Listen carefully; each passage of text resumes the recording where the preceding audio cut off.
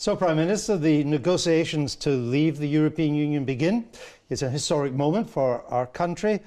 In what ways will Britain be a better country for leaving the European Union? Well, you're absolutely right, Andrew, that this is a historic moment for our country. We're putting into place now the decision that was taken in the referendum of the 23rd of June last year to leave the European Union. And the formal process has begun. I've written to, as they say, invoke this Article 50 that people will have heard about, which starts the process of formal negotiations. As we look ahead to the outcome of those negotiations, I believe that we should be optimistic as a country about what we can achieve. I think when people voted last June, what they voted for was for us to be in control of our borders, in control of our laws. But I think people also voted for change in the country. And that's why, alongside the work that we're doing on Brexit, I'm clear that the government has a plan for Britain to build a more outward-looking country, a stronger economy where everyone plays by the same rules, fairer society where success is based on merit but not on privilege, and to ensure we're a more united nation and somewhere that children and grandchildren can be proud to call home. But we couldn't have been better in all these ways and remained in the European Union? Well, the British people decided that they wanted to come out of the European Union, and I think when they made that vote, when they gave that very clear message to us as politicians, I think what they wanted to see was the United Kingdom making its own decisions and not feeling that decisions were being taken in Brussels. It's in the letter that I've sent to trigger this formal process today. I make the point that we're not rejecting Europe, we're not rejecting values of democracy and European values. What we are saying is that it's about our national self-determination as a United Kingdom. It's about us having control. All right, you've mentioned in control several times. So let me start with immigration, and I do that because for many people, the scale of immigration over the past 10 years was a major reason, not the only reason, but a major reason why they voted to leave.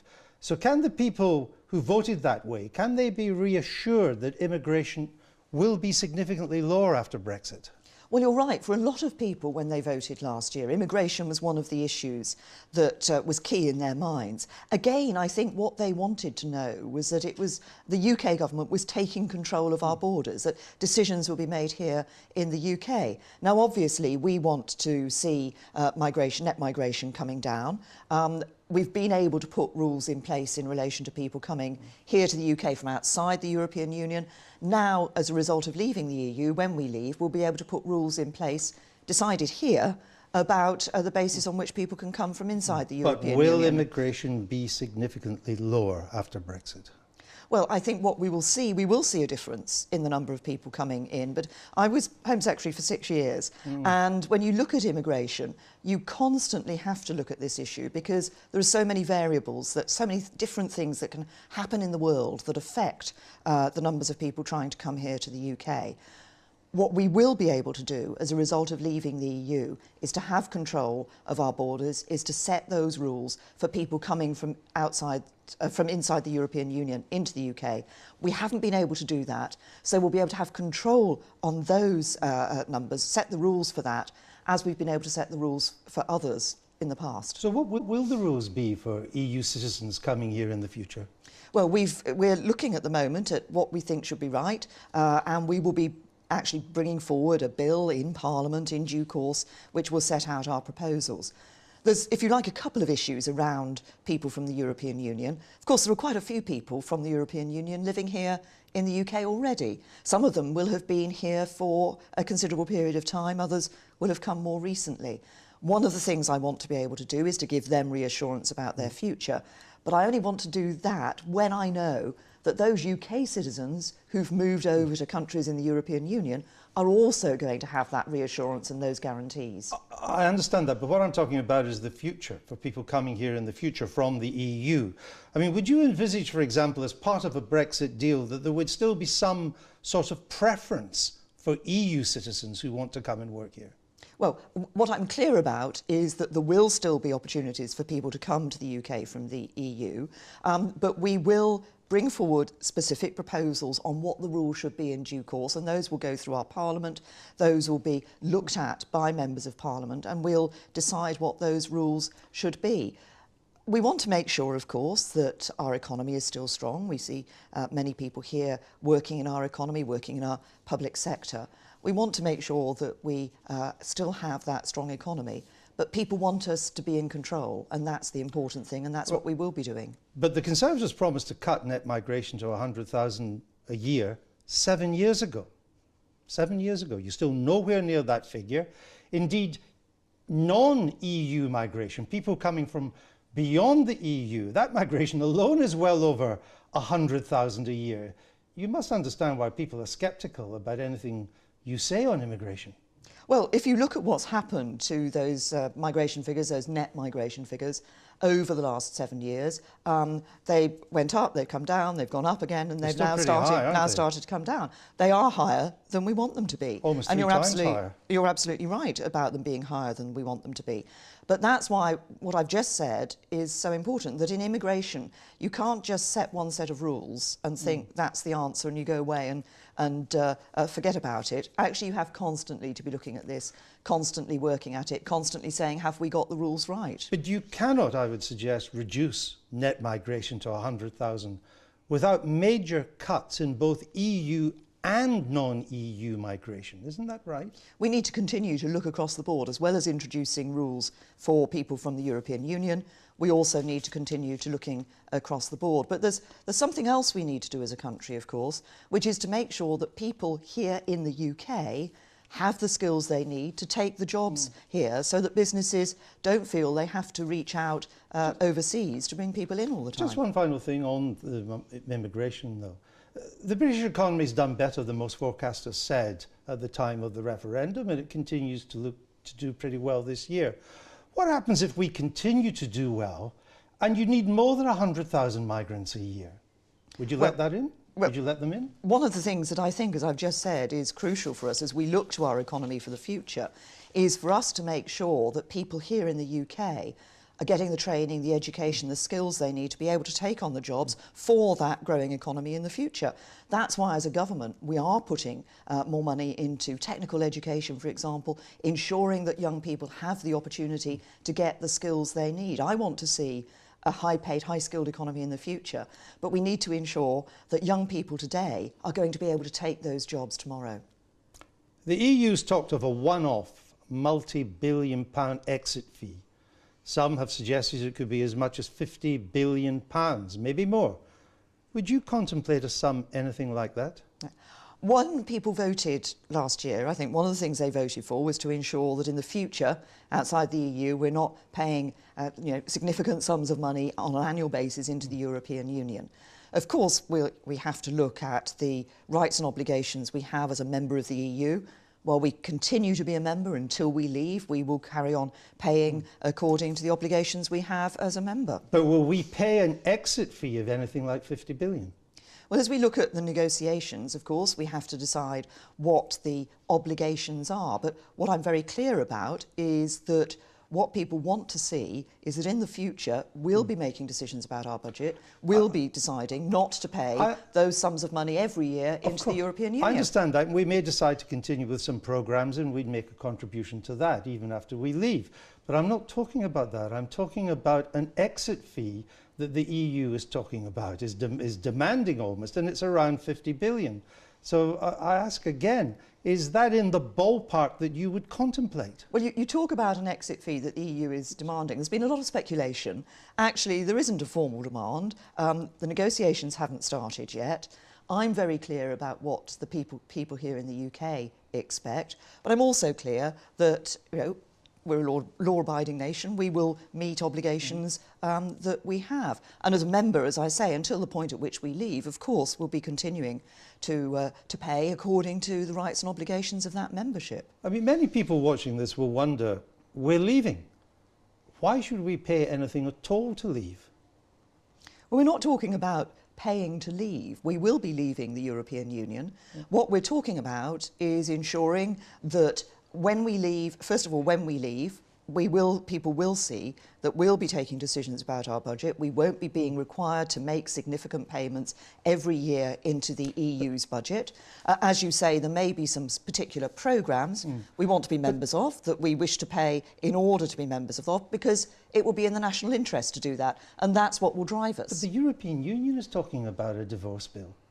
Mr. Barnier, the head negotiator, is talking about a divorce bill. Are we prepared to pay a divorce bill? Well, as I say, there has been a lot of speculation and a lot of comment about these comments. We're not in the negotiations yet. We're not. We will start those formal negotiations soon. We've done the first step, which is triggering Article 50. And as I've said, the UK's a law-abiding nation. We will look at the rights and obligations that we have. You mentioned already the importance of EU citizens in the UK and UK citizens in the EU, and they would like to be reassured about their future. Do you believe that you can resolve and announce this quickly? Well, one of the things I've put in the letter to President Tusk is precisely that I want to get an early agreement about this. And sometimes people say to me, as you have, that EU citizens here are concerned about their future, and of course they are, and I recognise that. But as UK Prime Minister, I need to think about UK citizens who are living abroad as well. And I mentioned them, Prime Minister. And so I want a reciprocal. Both be reassured quickly? Well, I want a reciprocal agreement in terms of guaranteeing status of EU citizens and UK citizens, and I've said that I think that this should be done at an early stage. I believe from the talks I've had with other leaders that there is a goodwill there, that there are those who recognise the importance of giving people reassurance, and I think we will be able to address this as one of the early things that we talk about in the negotiations. By early, could it be this summer? Well, I don't want to put a date on it, but I want it to be as early as possible, precisely because, as you have just said, people are worried about their futures. I think it's only fair to work to give them reassurance as soon as we can. You believe that Brexit means we can no longer be members of the single market. Why? Because the other leaders in Europe have made very clear that what they use this term, the four freedoms, and they're indivisible, they go together. So what are they? Well, it's the importance of free movement, and of course we've said we want to control movement from the EU. It's the membership of the single market entails accepting that free movement. It also entails accepting the jurisdiction of the European Court of Justice. These are exactly things that people voted to reject when they voted to leave the European Union. And so I've accepted that we can't have that membership of the single market, because to do it would mean accepting things that the voters have said they don't want. But what we can do, I believe, is to get a really good trade agreement with the European Union in terms of access for our businesses to their single market, and of course for their businesses to our market. But do you accept that no matter how good a free trade deal you're going to get, and I accept you're going to try and get the best you can, no matter how good it can't be as good as the unrestricted access we currently enjoy as members of the single market? Well, I believe that what we'll be working for, and what I believe we can get, is a comprehensive free trade agreement. We would like to see as frictionless and free trade as possible, tariff-free across borders, so that we can continue that trade with the European Union. But it can't be as good, can it? Well, it will be a different relationship. That's the point. It will be a different relationship, because it won't be a relationship based on membership of the single market and based on accepting all the other things that voters rejected. What it will be is saying that we want that new partnership with the EU, we still want to work with you, we want to cooperate with you, and actually getting a trade agreement isn't just about the UK, it's not just about our businesses, it's about businesses in other countries being able to trade with us. So I think it's in the interests of both sides to agree a really good deal. I understand that, but your Brexit Minister, David Davis, he said that there will be a free trade deal which will, quote, deliver the exact same benefits we enjoy now. You and I know that cannot be true. The European Union will never agree to the exact same benefits. What we're both looking for is that comprehensive free trade agreement which gives that ability to trade freely into the European single market. But it can't be the exact same benefits, and for them to trade with us. It will be a different relationship, but I think it can have the same benefits in terms of that free access to trade. When we leave the EU, we end our membership of, I think, about 40 pan-European agencies and other arrangements in science, security, air travel, healthcare. I just want to ask you about two specific ones. One's a very timely one, given the events in Westminster last week. Will our membership of Europol, the police Europe-wide service, will that continue post-Brexit? Well, that's one of the things that we will have to negotiate as part of the negotiations. Do you want to? Because I think Remain member? I think security cooperation in a number of crime and justice matters is important for us. It's not just Europol. There are some other things. There are systems about exchanging information about people crossing borders, for example, which I think are valuable to us and valuable to the other countries. But would you like to remain a member of Europol? I would like to be able to maintain the degree of cooperation on these matters that we have currently. I've argued before for exactly this when a couple of years ago, when we were looking at these justice and home affairs matters. I think it is important for us, and I want us to be able to continue that degree of cooperation. But it will be part of the package of negotiations because, of course, at the moment, when we leave the European Union, unless we've negotiated still to be members of those sorts of organisations and arrangements, our membership will lapse. And if it lapses, would we cease to share information with Europol?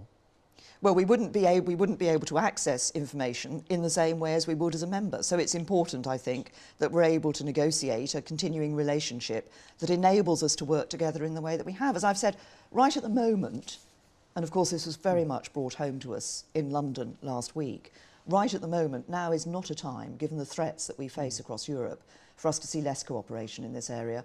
We want to continue that cooperation and build on it. Let me ask you another question, but something concerns people. Will UK citizens still be eligible for free access to healthcare across the EU through the European Health Insurance Card? Well, that also will be a matter that will be part of the negotiations. But will it be your aim to secure that? We will be, I mean, there are two issues. There's the issue of people who are currently resident in European Union member states and the rights that they have, and then, of course, the rights that people will have as they move across Europe.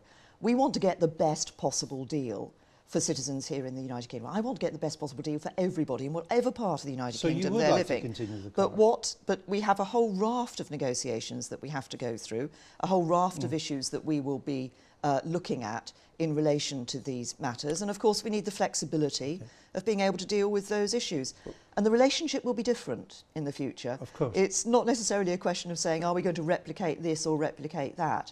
Actually, we will have a different relationship with Europe. Well, you talk about a whole raft of things that have to be decided and a different relationship. Now, you need to negotiate our divorce terms. That's highly controversial. You want a new free trade deal for goods and services. That's highly complicated. You want new crime-fighting arrangements, new health arrangements. You need to repatriate 50 international trade agreements. Then you have to have it all ratified by 27 other countries, as well as our own. All in under 2 years. That's just not possible, Prime Minister, is it? It's challenging, but I think it is possible. And the reason I think it is possible is this, Andrew. Well, there's two reasons. First of all, I think it's possible because with goodwill on both sides, I think both sides recognise that it's in our interests to make sure that we get these arrangements in place so that when we leave, we've got that trade arrangement, we know what it is going to be. There may be a period of implementation after the point of withdrawal, but that we know what that arrangement is. So everybody's certain about what where the future lies. So it's in both sides' interests to do this. But the other reason why I think it's possible is because, of course, we're not a third country in the sense of a country that's never been part of the European Union. We're not suddenly knocking at the door saying we want all of these things. We've been part of the EU. We've been operating on the same basis with them. So I think that puts us in a different position for the future and makes it easier for us to negotiate these arrangements than it would if we were coming at it completely fresh. Do you rule out a transitional period where some things, even after we leave, still remain to be resolved? What I want is, by the end of the 2 years, everybody to know what the withdrawal agreement is and what the future relationship is. That deep, what I've called today, a deep and special partnership with the EU, because we're still part of Europe. We still want to work with them and cooperate with them. I want that agreed by the end of the 2 years. I think that's possible. But it may be that there have to be a period of implementation thereafter as people adjust, as businesses adjust, as governments adjust to whatever the new arrangements are. And if there is a transitional period, or as you call it, an implementation period, would that still involve the free movement of people and being under the jurisdiction of the European Court? Or do both these things have to end in 2 years' time? We want to make sure that we are ending the jurisdiction of the European Court of Justice, and that we are able to control movement of people coming from the European Union. Years. We want to have the agreements done in 2 years. There may, as I say, then be a period from which we're implementing those arrangements. Just as a very simple example, you know, if there are different visa arrangements that need to be put in place, the government here and governments elsewhere will have to have their systems working so that those can operate. So there may be a period where we've got to implement the decisions that have been taken. You said in the event of no deal, we may have to change Britain's economic model. What does that mean? Well, on the no deal, I've said that no deal, first of all, I think would be better than a bad deal. We don't want to see a bad deal. And I say that because I think there are some people in Europe who talk about punishing the UK, and I don't want to sign up to an agreement which is based on that. And then there are others here who perhaps feel that we should be so keen to get an agreement that we might sign up to things that the British people rejected when they voted to leave the European Union. But what does a different economic model mean? That was my question. Well, if we, what I've said in the letter today is that if we don't get a deal, then we would go on to what are called these WTO, the World Trade Organization, arrangements for trading. And what, in those circumstances, I've made clear in the letter, that's not what we should want. No, it's not in either of our... Can I just make... I'll come to the point about the economic model. But it's not in either side's interests, I think, to have those arrangements. It's not just about us, it's about the EU as well. But of course, whatever comes out, we want to ensure we continue to have a competitive economy. And that's what we would be looking at. But what does a different economic model mean? I asked for a third time. What does it mean? Well, we would take decisions at the time as to what we felt was necessary to keep our economy competitive, to keep jobs here in the United Kingdom, to make sure that we were putting in place the arrangements for business that kept those jobs and so forth. Don't you do that anyway? Well, we do work to do that, but if I'm not sure what a new economic model is. I mean, Labour says it's a tax haven. No, it's what we're talking about. Look, Labour set up all sorts of sort of straw men about what this might be in the future. What it's about is making sure that jobs stay here in the UK and that new jobs are created here in the UK. What it's about is making sure we've got that economy that enables people to have those high-paid, high-skilled jobs, and that we're ensuring that young people here have got those skills for the future. Let me just ask you one rather important question. If we don't get a deal, will that jeopardise our existing cooperation against crime and terrorism with our European partners? If there's no deal, will that weaken it? Well, if I can separate those two out, because on some of the cooperation we have with them on terrorism, that takes place outside the European Union and outside the structures of the European Union. But if we don't get a deal on the sort of security arrangements, the sort of criminal justice things I was talking about earlier, the exchange of information at our borders, then I think that's one of the reasons why I think we should aim not to be in the position of getting no deal, but in the position of getting a good deal, because I think that cooperation is important to us. We're leaving the customs union. Ireland is not. Do you accept that must mean checks on the Irish border? We are very clear, both I've talked to the government in the Republic, the Taoiseach, about this. We're very clear we don't want to see a return to the borders of the past, and we're working very closely with the Irish government about the arrangements that can be put in place to ensure a frictionless border, in a practical sense, a frictionless border for goods and services and people travelling between Northern Ireland and the Republic. The Leave campaign promised a Brexit dividend of £350 million a week, much of which they said could be spent on the NHS. How big do you think the Brexit dividend will be? And should the lion's share go to the NHS? Well, what I think is that what people want is what they voted for is for the UK to be able to decide how it spends its budget, for us not to be spending those significant sums of money every year, paying those into the European Union, paying those into Brussels. Right. So when we leave, we will have control of that money, and we will decide how we spend that money. I think that's what people want to. How big will it be? Will it be anything like 350 million a week? Well, we will be, as part of the negotiations, we'll be ensuring that we're not paying those significant sums in the future. We will then be able to see what the size of that dividend will be, and then determine how that money is spent, what we're going to do with that. There's lots of things that we need to think about. But it was the NHS on the side of the bus, Prime Minister, during the referendum. That was during the referendum. There were points made, often very passionately, on both sides of the argument.